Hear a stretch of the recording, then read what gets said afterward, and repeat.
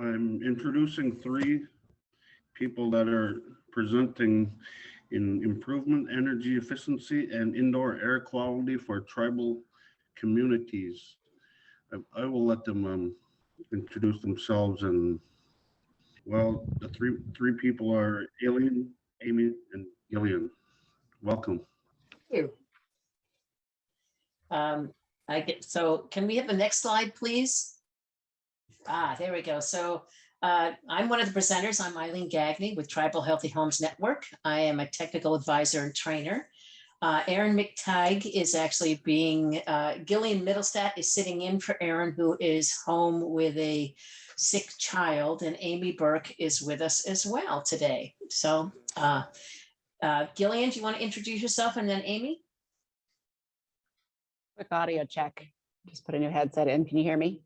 Yes. Okay. Good afternoon.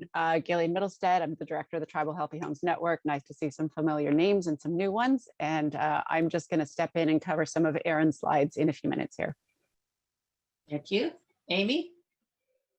Yeah, hi everybody. Amy Burke here. I'm the Weatherization and Low Income Program Manager for Bonneville Power Administration.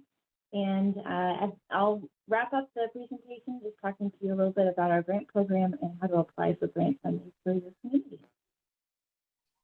Thank you. And Amy, if you could speak up just a little bit, that'd be great. Can we have the next slide, please? So we're going to learn about Tulalip's Tribe Indoor Air and Energy Efficiency Project. The EPA is going to talk about their support for healthy air, and then the Bonneville Power Administration is going to talk about their low-income grant program and weatherization assistance program. Next. So this is the title of our presentation today. So we're going to talk about, I'm going to present a case study on improving energy efficiency and indoor air quality for tribal elders. And what we used was a blended responsibility and braided funding for a healthy homes intervention. Next, please. So we work with the Tulalip Tribes of Washington. As I said, I'm Eileen Gagney. I'm a technical advisor and trainer for Tribal Healthy Homes Network. We're based out of Tulalip, and we work all over Region 10 and actually the country. Next slide. So what we're learning here is that healthcare does not necessarily begin in the clinic. And as we all have learned over time, it really begins with prevention. Next, please. And inside the home is one place prevention is really often overlooked. And we've all seen issues like this with wood stoves that may not work correctly, mold and moisture, all sorts of issues in the home. And what we did is that we're going to present about a case study that is both a cost-effective and evidence-based approach to improving indoor air, thereby improving health. Next slide. So in this case study, what we found is, wood heat and baseboard heat are both common, very common in tribal communities, and both are very inefficient or can be very inefficient forms of heat. Both can be a physical and an economic burden on families, especially for elders. So Tulalip, we actually worked with the tribe, proposed to improve these conditions by installing ductless mini-split heat pump systems. And the systems, but they heat, if you don't know about these systems, they actually heat and cool homes at a fraction of the cost of baseboard heating, and don't rely on wood stoves at all. Expensive or invasive ductwork is not required. You're not required to install it anywhere in the home. It can be used in remediation, or can be used in ductless heat pumps can be used in existing ducts, but not required. And the newer heat pump technology actually includes air filtration systems that do not require replacement. They have washable filters. They also can provide dehumidification that can help control humidity and prevent mold growth. And certainly here in the Pacific Northwest, that is an issue. And we made it a priority to work with elders who primarily use wood heat and have asthma. Next slide, please. So what we did was we worked with the air quality staff, and we found a funding source and wrote a proposal. We submitted it to the grants department, who finalized it and submitted. worked with housing to review the scope and advised on implementation of the project. We then also worked with health and safety program, and specifically with Dean Hendry, who served as a champion as also a liaison to the board, and he recruited the households. And then we worked with the Elders Housing Improvement Program, which actually handled all of the purchasing and provided all of the in-kind for installation. And then the air quality staff, of which I am one, provided the Air Matters toolkits and resident education. So it was sort of a holistic approach to improving their indoor air heating and providing air conditioning as well. Next, please. So what we did was we applied for and received BPA Tribal Energy Program grant, totaling about $77,000. The board of directors matched that grant with tribal dollars.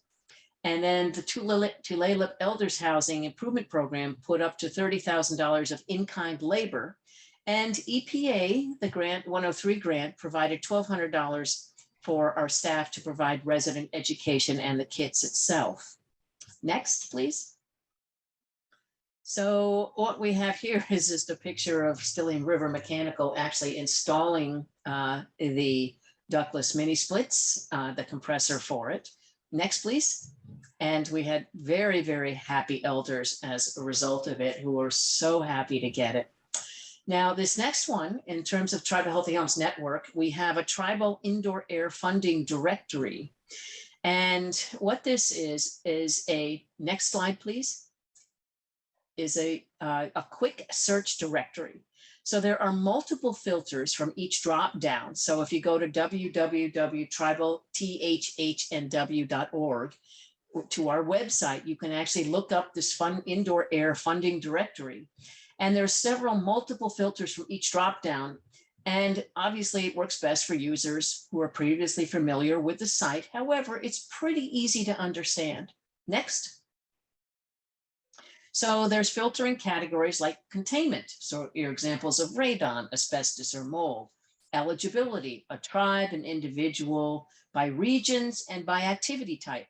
So you can filter with using any one of those types. Next, please. So let's say if you want to conduct a search for ventilation, you can put in the contaminant, ventilation, by region, national, search by activity type, repair, remediate, or mitigate. And if you hit set, go, search, next slide, please, you will find all the search results will come up that deal with any kind of grant available at that time. Or even, so you can look under like the 533 Housing Preservation Grant. And who puts it out? It's the Department of Agriculture, USDA, AmeriCorps, Clean Air Act 105, Healthy Homes Production Grant Programs. All of these grants that are available come up. Next, please. So Erin, as I said, will not be joining us today, and Gillian Middlestat, who will be joining her in her stead. So Gillian, thank you. Yeah, thanks, Eileen. And I just put in the chat, you can get to that indoor air database, the funding database, through THHN's website, but there's also, it has a separate URL, it's tribalindoorairfunding.org. And that quick search allows you to decide, do I want to search by topic? Do I want to search by activity type? Do I want to search by agency? Great resource. So if you want to go ahead and advance the slides, essentially, I'm just going to cover what we often collaborate on in our presentations, but these are Erin's slides. And I think she included this here just to illustrate again that indoor air pollution is by and large one of the most important or most frequently cited concerns in the lower 48, but especially in Alaska. And I want to add to this slide that almost every source that you see there, industrial, wildfire, wood stove, solid waste burning, those are all indoor air issues too. The emission source is external, but we know from the data that the intrusion rates to indoor environments are quite high. So these are actually all indoor air issues. So that's sort of the why. Next slide. So what Erin wanted to communicate here is many of you might be IGAP grantees, you might have a Clean Air Act grant, but EPA, as you may know, doesn't have a direct regulatory role in the indoor environments. And so the strength, especially here in Region 10, is that they provide a lot of functions that are intangible, but they are very valuable in building an indoor air program, because there isn't such a thing as a program. It's something you have to pull together. So Region 10 provides technical assistance, training, guidance, coordination with other federal agencies, funders, and tribes. They provide funding, again, through grants that we'll mention later, and also those that you can see on the database. And then there's voluntary indoor air programs, and a couple of the next slides will show you what those are. So you want to go to the next slide.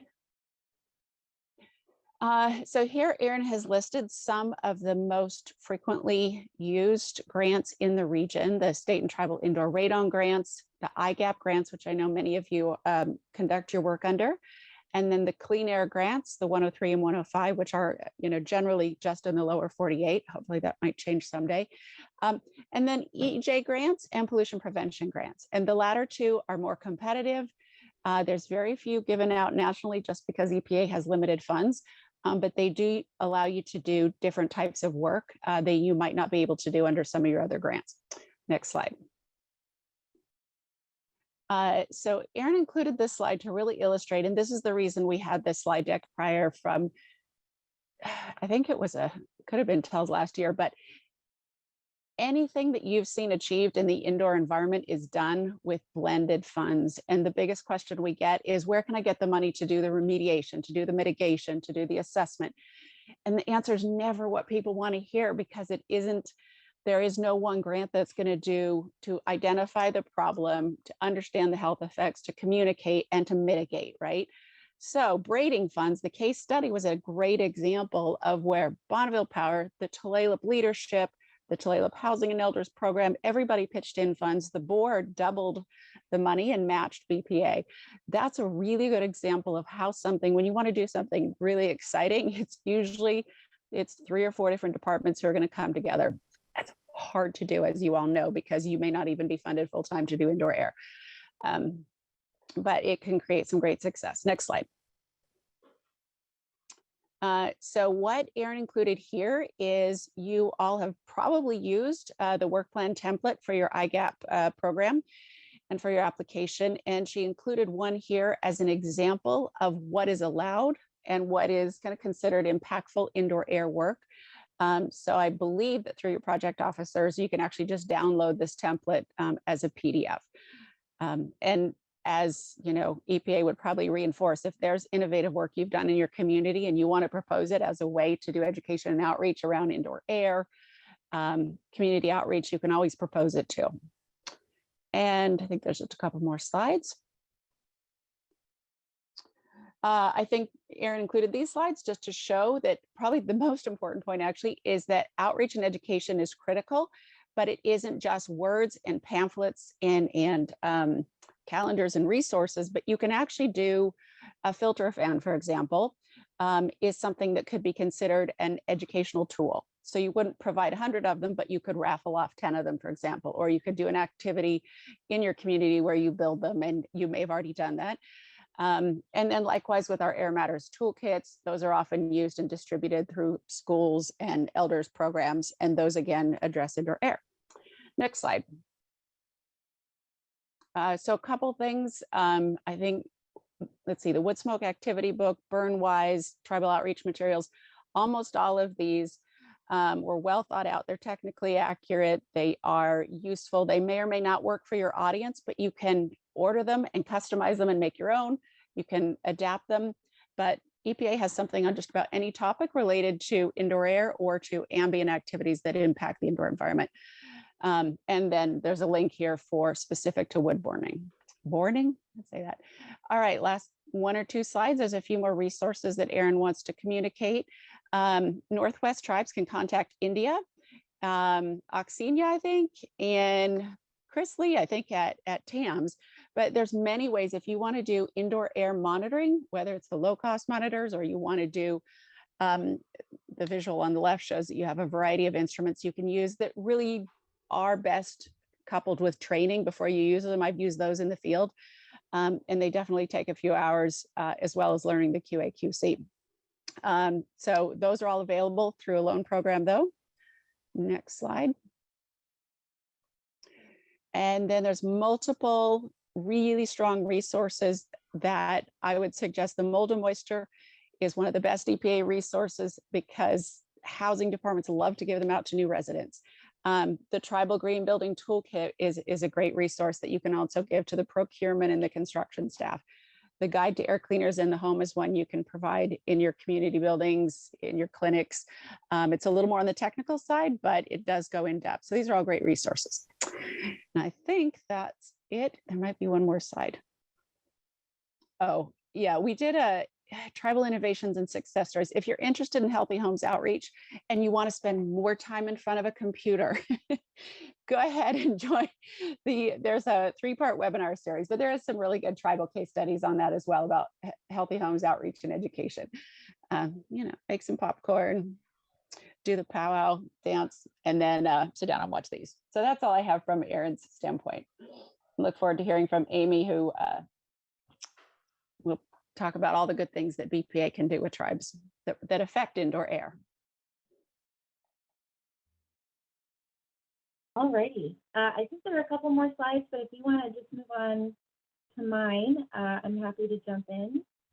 So I think one more slide. Oh, one more. Alrighty, everybody. Hello.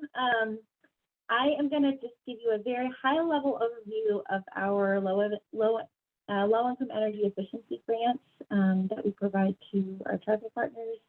There's a lot here, and I'm not going to go everything in. I'm not going to go into depth for everything because I don't have a whole lot of time. But please feel free to reach out and ask me any questions, or if you're interested in getting funding, I'm always available. And hopefully you can hear me okay, Eileen. I know I'm a quiet. I know my voice is a little quiet sometimes. So. So our main mission for our program is to provide funding more equitably across our region at low or no cost to qualifying residents. Next slide, please.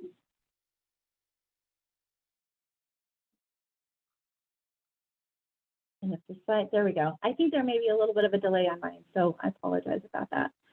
So for our grants, we have a pretty healthy budget that we allocate among 4 state agencies, and then we also provide funding directly to federally recognized tribes. And I do want to add the caveat here that this is only within BPA service territory. So I didn't add that on there, and I should have, but that is a big caveat that you do have to be served by one of our BPA utilities.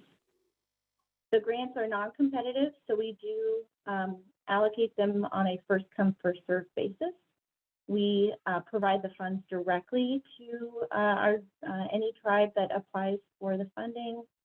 We have a pretty sizable menu of energy efficiency measures that are available, and you can pick and choose from it depending on what is needed in your community, what kind of implementation resources you have to do the installation and do the work.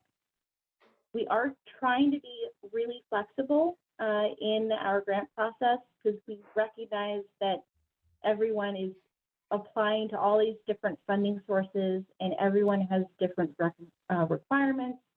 So we try to be as flexible as possible in how you implement your grant funding and also how you income qualify your residents.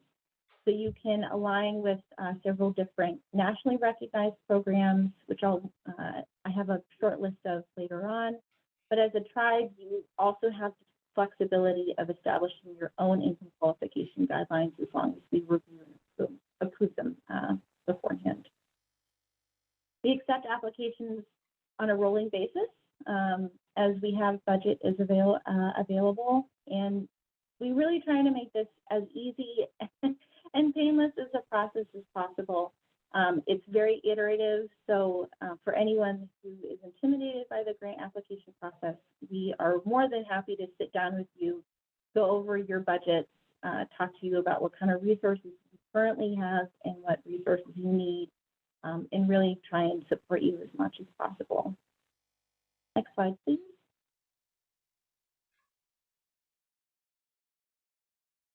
So I'm not going to go into all of the detail of this, but because we're talking about funding and how different funding sources are braided together and flow, I wanted to to show you how the ratepayer funds from a high level overview from Bonneville kind of flow down.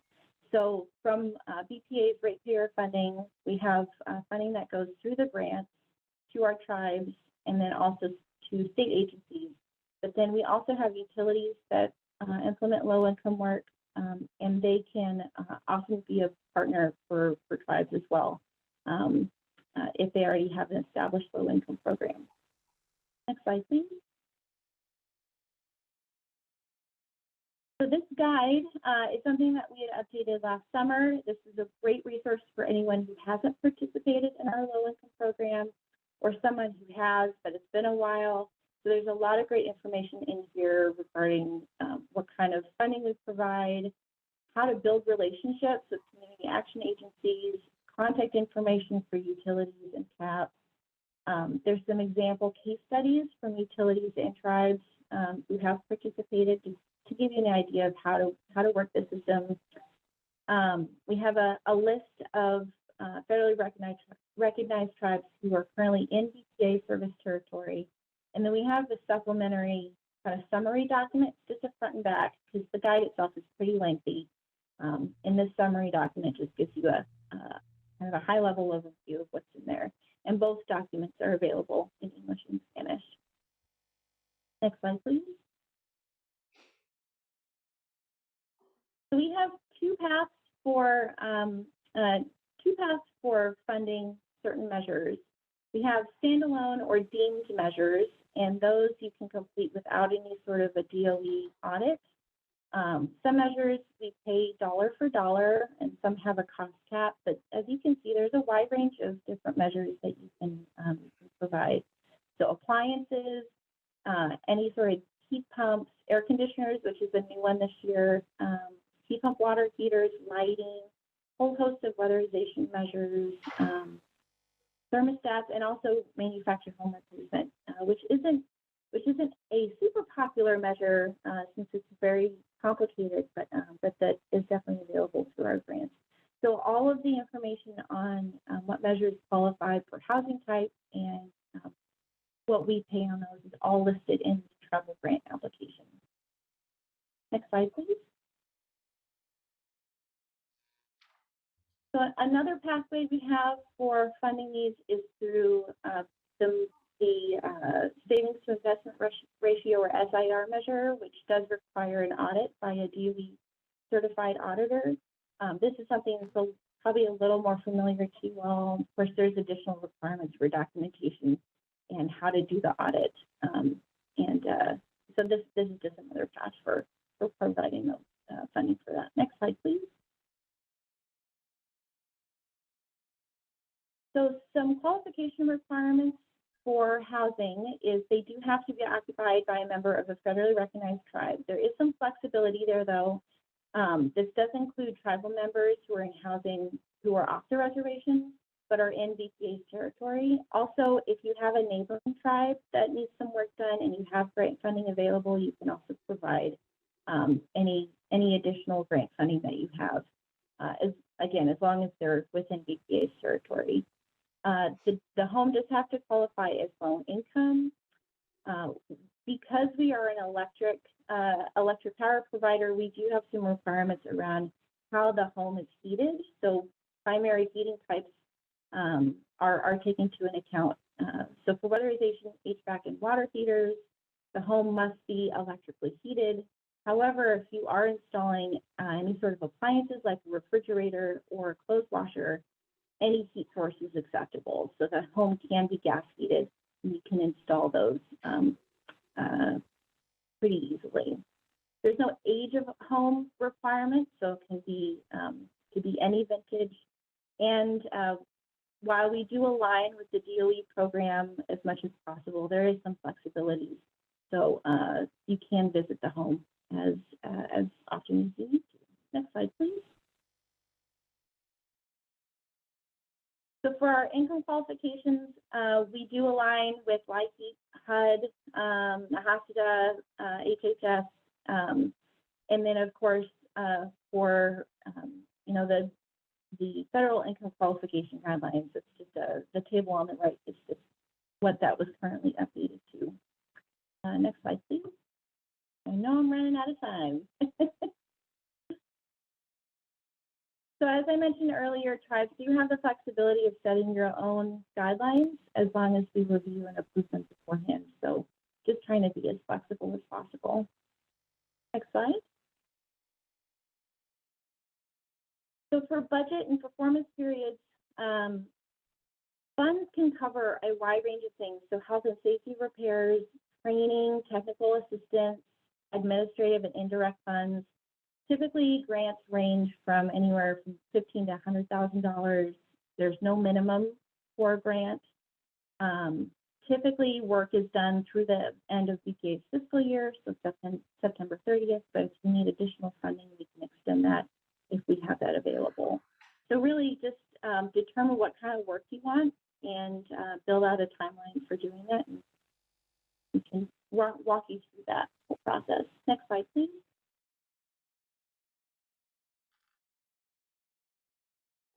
So this is our application, and I will say as of 2 days ago, our whole BPA platform got updated. So I don't think this link takes you directly to that page. That was news to me, but I will drop the actual link to the application right in the chat, just so you have that. We do accept applications on a rolling basis as long as we have budget available. There's a lot of information in here about what we require for to apply, available incentives. But what I would say is just start simple and make it your own, and then we can build from there, especially if you haven't participated before. And reach out to me, and I will be happy to sit down with you about that. Next slide, please.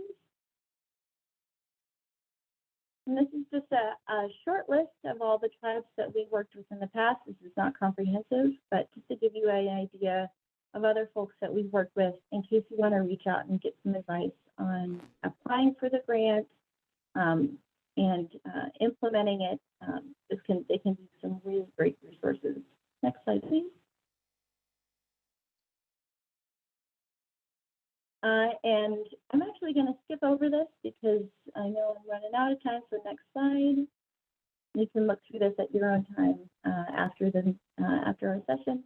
So our application season is open. Apply today. Reach out to me. I can get on a phone call with you and our tribal affairs, and we can walk you through that whole process. And I think I have one more slide. This is a high-level overview of kind of what's going on nationally. So there is a lot of additional funding that's been pouring into weatherization programs. So for the weatherization assistance program, it's an additional $3.5 billion to be implemented over a period of time.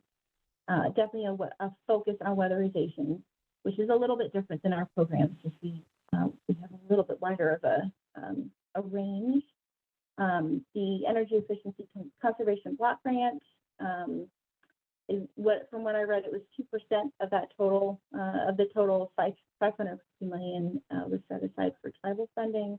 And the state energy program, or SEP funding, is another option that you can look into. But there's a lot of information going on, a lot of additional funding that's coming up nationally. So I think that's it for me. And if you go to the last slide, I think that'll show our contact information. So thank you, everybody. Appreciate it.